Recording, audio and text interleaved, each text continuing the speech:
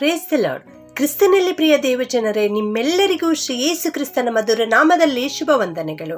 ಈ ದಿನದ ದೇವರ ವಾಕ್ಯ ಪೇತ್ರನು ಬರೆದ ಮೊದಲನೇ ಪತ್ರಿಕೆ 2ನೇ ಅಧ್ಯಾಯ 24ನೇ ವಚನ. ಆತನ ಬಾಸುಂಡೆಗಳಿಂದ ನಿಮಗೆ ಗುಣವಾಯಿತು. First Peter chapter 2 verse 24. It is by his wounds that you have been healed.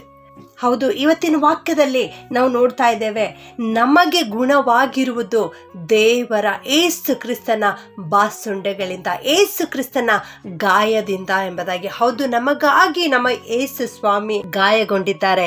ಇದನ್ನು ನಾವು ಯೆಶಾಯ 53:5ನೇ ವಚನದಲ್ಲಿಯೂ ಕೂಡ ನಾವು ನೋಡುತ್ತೇವೆ. ಆತನ ಬಾಸುಂಡೆಗಳಿಂದ ನಮಗೆ ಗುಣವಾಯಿತು ಎಂಬುದಾಗಿ. ನಮ್ಮ ಏಸು ಸ್ವಾಮಿ ನಮಗಾಗಿ ಬಾಧೆಯನ್ನು ಅನುಭವಿಸಿದ್ದಾರೆ. ನಮ್ಮನ್ನು ಗುಣಪಡಿಸುವುದಕ್ಕಾಗಿ ಆತನು ಬಾಸುಂಡೆಗಳನ್ನ ಅನುಭವಿಸಿದ್ದಾರೆ. ಆತನ ಬೆನ್ನಿನ ಮೇಲೆ ಬಾಸುಂಡೆಗಳನ್ನ, ಬರೆಗಳನ್ನ, ಗಾಯಗಳನ್ನ ನಾವು ನೋಡುವಂತವರಾಗಿದ್ದೇವೆ ಪ್ರಿಯರೇ. ಯೆಶಾಯ 56ನೇ ವಚನದಲ್ಲಿ ದೇವರ ವಾಕ್ಯ ಈ ರೀತಿ ತಿಳಿಸ್ತದೆ: ಹೊಡೆಯುವವರಿಗೆ ಬೆನ್ನು ಕೊಟ್ಟು ಕೂದಲು ಕೀಳುವವರಿಗೆ ಗಡ್ಡವನ್ನು ಒಡ್ಡಿದೆನು, ಉಗುಳಿಸಿಕೊಳ್ಳುವ ಅವಮಾನಕ್ಕೆ ನನ್ನ ಮುಖವನ್ನು ಮರೆ ಮಾಡಲಿಲ್ಲ ಎಂಬುದಾಗಿ ಅಲ್ಲಿ ದೇವರ ವಾಕ್ಯ ನಮಗೆ ತಿಳಿಸ್ತದೆ. ಹೌದು, ಯಾರು ನನ್ನನ್ನು ಹೊಡೆಯಲಿಕ್ಕೆ ಬಂದರೋ ಅವರಿಗೆ ನಾನು ನನ್ನ ಬೆನ್ನನ್ನು ಕೊಟ್ಟಿದ್ದೆನು, ಕೂದಲು ಕೀಳಲಿಕ್ಕೆ ಬಂದವರಿಗೆ ನನ್ನ ಗಡ್ಡವನ್ನು ಒಡ್ಡಿದೆನು, ಮತ್ತು ಅವರು ನನ್ನ ಮುಖದ ಮೇಲೆ ಉಗುಳುವಾಗ ಆ ಅವಮಾನಕ್ಕೂ ನಾನು ನನ್ನ ಮುಖವನ್ನು ಮರೆ ಮಾಡಲಿಲ್ಲ. ಯಾಕೆಂದರೆ ನನ್ನ ಕುರಿತು ಧರ್ಮಶಾಸ್ತ್ರದಲ್ಲಿ ಆ ರೀತಿ ಬರೆದಿತ್ತು. ಇದನ್ನು ನೆರವೇರಿಸಲಿಕ್ಕೆ ನಾನು ಬಂದಿದ್ದೇನೆಂಬುದಾಗಿ ಇಲ್ಲಿ ಯೇಸು ಸ್ವಾಮಿಯ ಕುರಿತು ಹೇಳಿರೋ ವಾಕ್ಯ ಸುವಾರ್ತೆಗಳಲ್ಲಿ ನೆರವೇರಿರುವುದನ್ನು ನಾವು ನೋಡುತ್ತೇವೆ ಪ್ರಿಯರೇ. ಯೆಶಾಯ 61 ಮೊದಲನೇ ವಚನದಲ್ಲಿಯೂ ಕೂಡ ನಾವು ನೋಡುತ್ತೇವೆ. ನಮ್ಮ ಯೇಸು ಸ್ವಾಮಿ ಈ ಲೋಕಕ್ಕೆ ಬರುವ ಪ್ರವಾದನೆಯ ಕುರಿತು ಅಲ್ಲಿ ತಿಳಿಸಲ್ಪಟ್ಟಿತ್ತು. ಮನ ಮುರಿದವರನ್ನು ಗುಣಪಡಿಸುವುದಕ್ಕೆ ಆತನು ಈ ಲೋಕಕ್ಕೆ ಬರಲಿಕ್ಕಿದ್ದಾನೆ ಎನ್ನುವ ವಾಕ್ಯ ಅಲ್ಲಿ ತಿಳಿಸಲ್ಪಟ್ಟಿತ್ತು. ಹೌದು, ಮನ ಮುರಿದವರನ್ನು ಕೂಡ ಗುಣಪಡಿಸಲಿಕ್ಕೆ, ಗಾಯ ಉಳ್ಳವರನ್ನು ಗುಣಪಡಿಸಲಿಕ್ಕೆ, ಆರೋಗ್ಯವಿಲ್ಲದವರಿಗೆ ಆರೋಗ್ಯವನ್ನು ಕೊಡಲಿಕ್ಕೆ ನಮ್ಮ ಯೇಸು ಸ್ವಾಮಿ ಈ ಲೋಕಕ್ಕೆ ಬಂದಿದ್ದಾರೆ.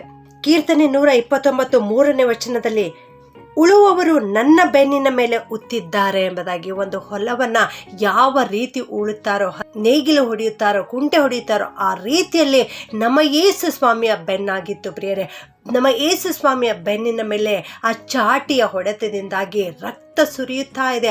ಅಷ್ಟು ನೋವನ್ನು ನಮ್ಮ ದೇವರು ಅನುಭವಿಸುತ್ತಾ ಇದ್ದಾರೆ. ಯೆಶಾಯ 56ನೇ ವಚನದಲ್ಲಿಯೂ ಕೂಡ ದೇವರ ವಾಕ್ಯ ಈ ರೀತಿ ತಿಳಿಸ್ತದೆ: ನನ್ನ ಬೆನ್ನನ್ನು ಹೊಡೆಯುವವರಿಗೆ ನಾನು ಮರೆ ಮಾಡಲಿಲ್ಲ ಎಂಬುದಾಗಿ. ಹೌದು, ಸಿಪಾಯಿಗಳು ಒಂದು ಯೇಸು ಸ್ವಾಮಿಯನ್ನು ಬಹಳವಾಗಿ ಹೊಡೆದರು. ಮುಖಕ್ಕೆ ಮುಸುಕು ಹಾಕಿ ಮುಖದ ಮೇಲೆ ಹೊಡೆದು, ನಿನ್ನನ್ನು ಹೊಡೆದವರು ಯಾರು, ಪ್ರವಾದನೆ ಹೇಳು ಎಂಬುದಾಗಿ ಆತನನ್ನು ಅಪಹಾಸ್ಯ ಮಾಡಿದರು. ಇಷ್ಟೆಲ್ಲ ನೋವನ್ನು ನಮ್ಮ ಸ್ವಾಮಿ ಅನುಭವಿಸಿರುವುದು ನನಗಾಗಿ, ನಿನಗಾಗಿ, ನಾನು ನೀನು ಇಂದು ಆರೋಗ್ಯವಾಗಿರಬೇಕೆಂಬುದಾಗಿ, ನನ್ನನ್ನು ನಿನ್ನನ್ನು ವಾಸಿ ಮಾಡುವುದಕ್ಕಾಗಿಯೇ ಯೇಸು ಸ್ವಾಮಿ ಈ ಲೋಕಕ್ಕೆ ಇಳಿದು ಬಂದು ನರಮಾನವನಾಗಿ ಜೀವಿಸಿ ನಮಗಾಗಿ ತನ್ನ ಪ್ರಾಣವನ್ನು ಅರ್ಪಿಸಿ ಪರಿಶುದ್ಧ ರಕ್ತವನ್ನು ಸುರಿಸಿದ್ದಾರೆ. ಇನ್ನು ಮೇಲೆ ನಾವು ಅನಾರೋಗ್ಯತೆಯಿಂದ ಇರುವುದು ಬೇಡ. ನಾವು ಕ್ರೂಜೆಯ ಬಳಿ ಬರೋಣ, ಪ್ರಾರ್ಥನೆ ಮಾಡೋಣ. ಖಂಡಿತವಾಗಿಯೂ ದೇವರು ನನ್ನನ್ನು ನಿನ್ನನ್ನು ಸ್ವಸ್ಥ ಮಾಡುತ್ತಾರೆ. ಪ್ರಾರ್ಥನೆ ಮಾಡಿಕೊಳ್ಳೋಣ. ಭೂಪರಲೋಕಗಳ ಒಡೆಯನಾಗಿರುವಂಥ ನಮ್ಮ ಪ್ರೀತಿಯ ಪರಲೋಕದ ತಂದೆಯೇ, ನಿಮಗೆ ಸ್ತೋತ್ರಪ್ಪ. ನಿನ್ನ ಬಾಸುಂಡೆಗಳಿಂದ ನಮಗೆ ಗುಣವಾಯಿತು ಕರ್ತನೆ, ಅದಕ್ಕಾಗಿ ಸ್ತೋತ್ರ ಸ್ವಾಮಿ. ಇಂದು ಈ ವಾಕ್ಯ ಕೇಳಿಸಿಕೊಳ್ಳುತ್ತಿರುವ ಪ್ರತಿಯೊಬ್ಬೊಬ್ಬರನ್ನು ಆಶೀರ್ವಾದ ಮಾಡಪ್ಪ. ಇವರಲ್ಲಿ ಅನೇಕರು ಅನಾರೋಗ್ಯತೆಯಿಂದ ಬಳಲುತ್ತಾ ಇರಬಹುದು ಕರ್ತನೆ, ಇವರನ್ನು ಮುಟ್ಟು ಸ್ವಾಮಿ, ಸ್ವಸ್ಥಪಡಿಸು ಕರ್ತನೆ. ಆರೋಗ್ಯದಾಯಕನಾದ ಪ್ರಭುವಾಗಿದ್ದೀರಿ ಸ್ವಾಮಿ. ಇವರನ್ನು ಮುಟ್ಟಿ ಗುಣಪಡಿಸಬೇಕಾಗಿ ಯೇಸುವಿನ ನಾಮದಲ್ಲಿ ಬೇಡುತ್ತೇನೆ ತಂದೆಯೇ, ಆಮೆನ್.